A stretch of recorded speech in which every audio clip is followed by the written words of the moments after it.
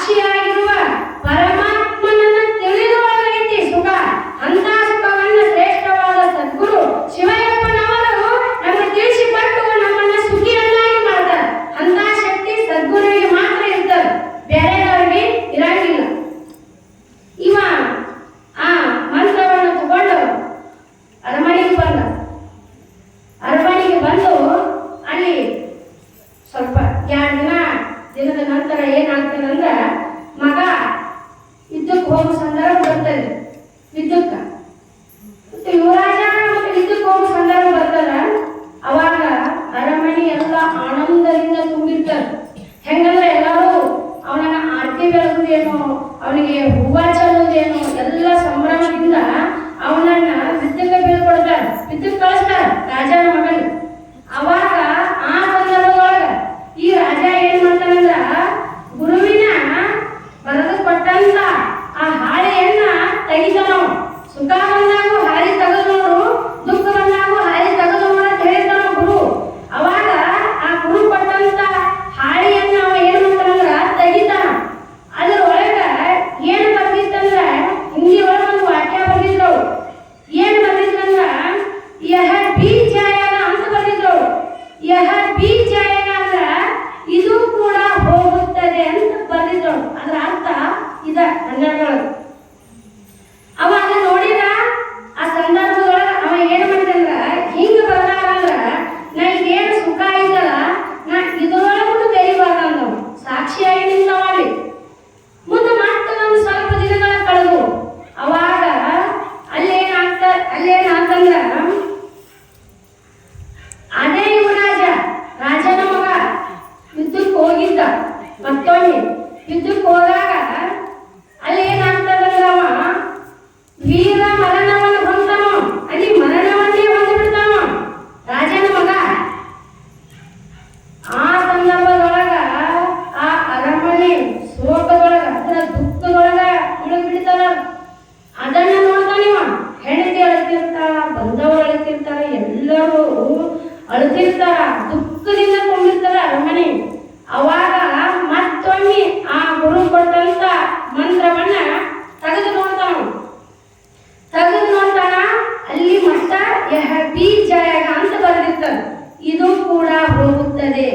ಇದರ ಅರ್ಥ ಏನಂದ್ರ ಮೊದಲ ಸುಖ ಬಂತು, ಇತ್ತು, ಹೋಯ್ತು. ಈ ದುಃಖ ಬಂದದ, ಇರ್ತದ, ಹೋಗ್ತದ. ಆದ್ರ ಸುಖ ಬರ್ಲಿ ಇರ್ಲಿ ಹೋಗ್ಲಿ, ದುಃಖ ಬರ್ಲಿ ಇರ್ಲಿ ಹೋಗ್ಲಿ, ಆದ್ರ ನಾವು ಅದರೊಳಗ ಬೆರೆತರ ನಮಗ ದುಃಖ ಆಗ್ತದ. ಈ ಸುಖ ದುಃಖಗಳಿಗೆ ನಾವು ಸಾಕ್ಷಿಯಾಗಿ ನಿಂತೀವಂದ್ರ ನಮಗ ದುಃಖ ಆಗೋದಿಲ್ಲ, ಸುಖ ಆಗ್ತದ, ಆನಂದ ಅನ್ನುವಂಥದ್ದು ಸಿಗುತ್ತದ. ಈ ಮಂತ್ರವನ್ನು ಕೊಡ್ಬೇಕಾದ್ರ ಗುರು ಇದರ ಅರ್ಥ ಇದ್ದ ನಮಗೆ ಕೊಟ್ಟಾನಂತೇಳಿ ಅವ ಅವತ್ತಿನ ದಿನ ಆನಂದ ಆತವನಿಗೆ. ಯಾಕಂದ್ರ ಸುಖ ಬರ್ಲಿ ಹೋಗ್ಲಿ, ದುಃಖ ಬರ್ಲಿ ಹೋಗ್ಲಿ, ನಾವು ಅಷ್ಟ ಇದ್ರೊಳಗ ಬೆರಿಬಾರ್ದು ಅನ್ನೋದು. ಬೆರಿಲಿಲ್ಲ ಅವಾಗ ಅವನಿಗೆ ಆನಂದ. ಹೆಂಗಂದ್ರ ಎಂತ ಆನಂದವಾಯಿತು, ಬ್ರಹ್ಮಾಂಡವೇ ತುಂಬಿ ತುಳುಕಾಡಿತು. ಎಂತ ಆನಂದವಾಯಿತು, ಬ್ರಹ್ಮಾಂಡ